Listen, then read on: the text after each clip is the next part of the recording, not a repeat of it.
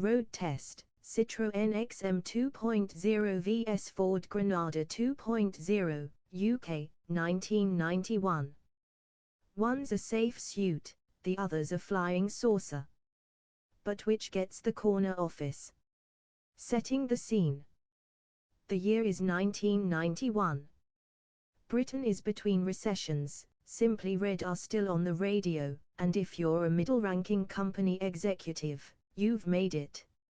You've got the company car of your dreams parked outside your semi-detached in Solihull. Except, of course, your dream has to be fleet-approved, and that usually means your dream comes with 4 cylinders and a badge that doesn't frighten accountants. On one side of the car park is the Ford Granada 2.0i, the People's Executive Barge.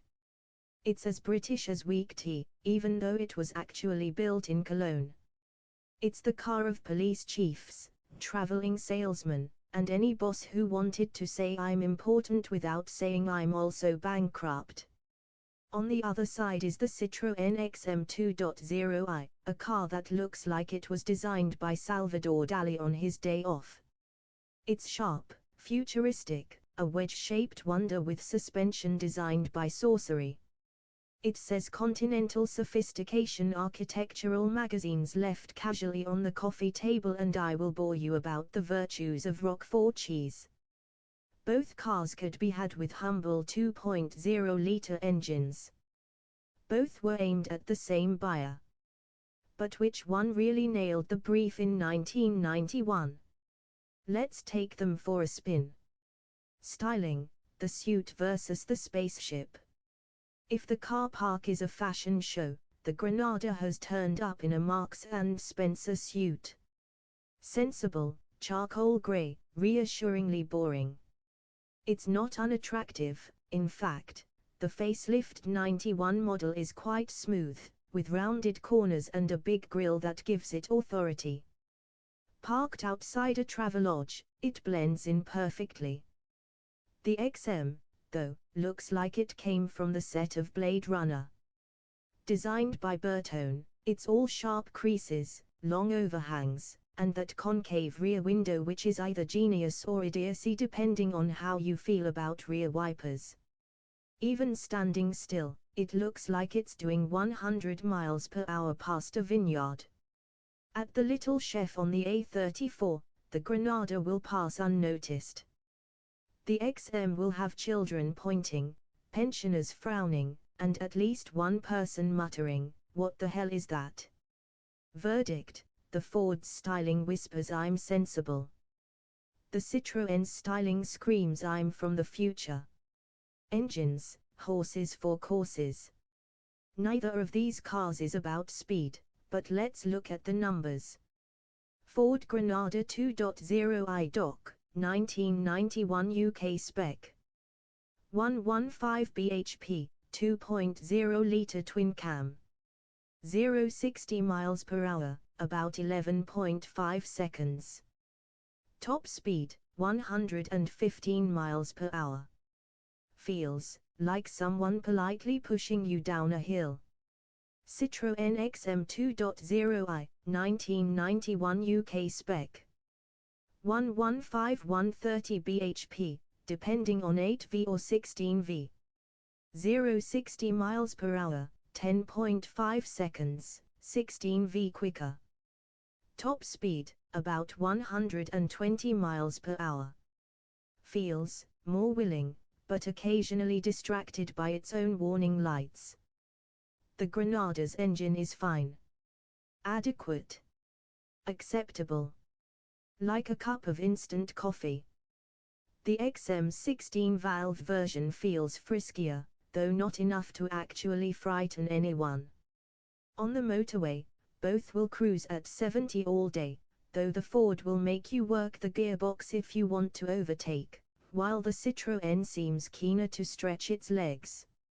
Verdict: the XM edges it, but only because it tries slightly harder. Ride and handling, waft versus witchcraft. The Granada is good at what it does, comfy, soft, predictable. The steering is light, the suspension soaks up bumps, and on a motorway it tracks straight and true. Take it onto a twisty B road, though, and the whole thing leans like a tipsy uncle at a wedding.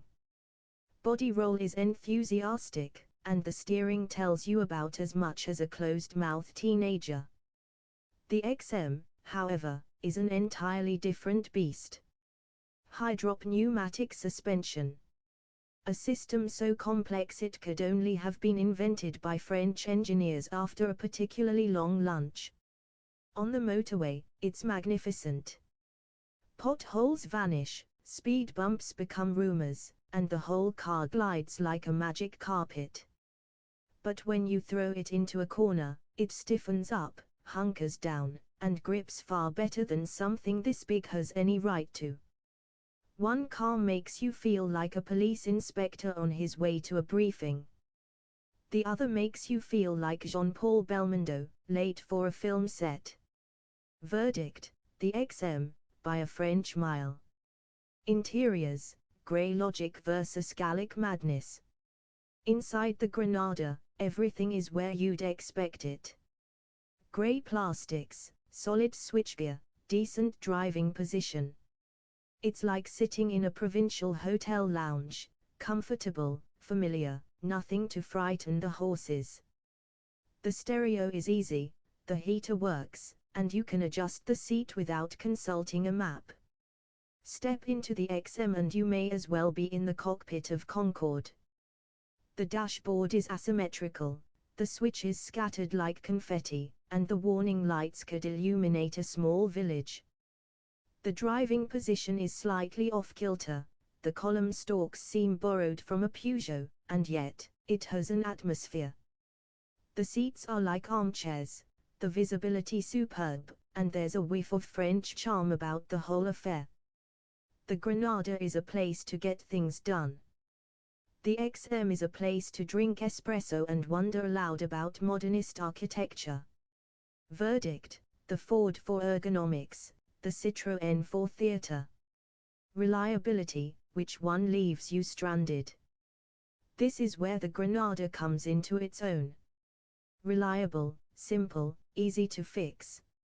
Every Ford dealer from Aberdeen to Penzance knew them inside out. If it coughed, they had the part on the shelf. The XM, well, let's just say it was characterful. The suspension spheres could deflate, leaving you squatting on the tarmac outside Tesco.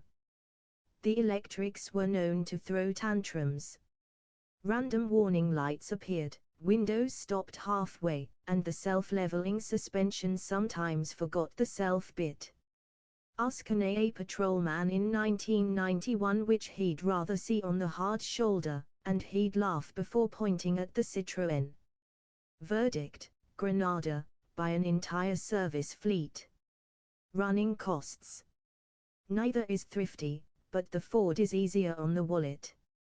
Mid-20s miles per gallon in mixed use, a bit more on the motorway. Insurance groups were kinder too.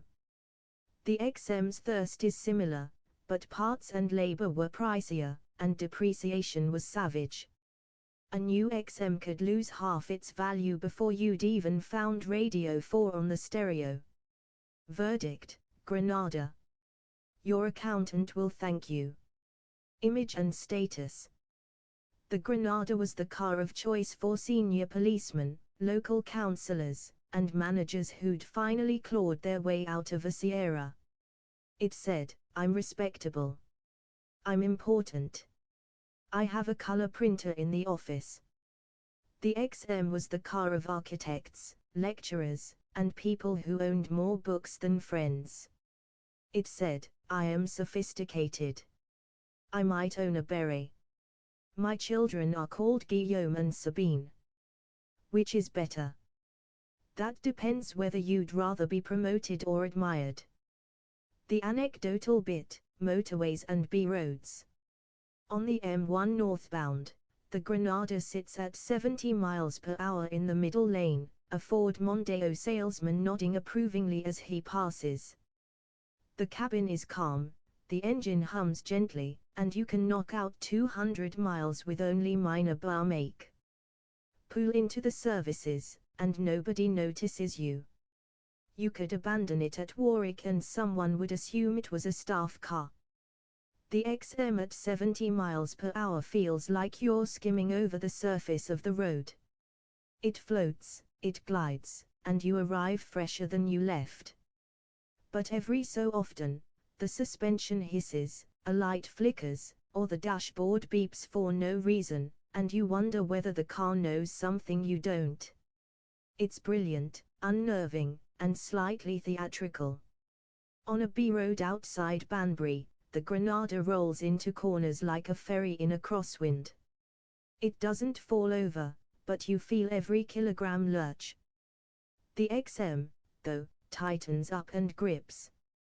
You can hustle it, improbably, through bends, emerging with a grin. Then it beeps again, reminding you it's French and unpredictable. Conclusion: head versus heart. So, which is the better car in 1991? Ford Granada 2.0i, the sensible choice.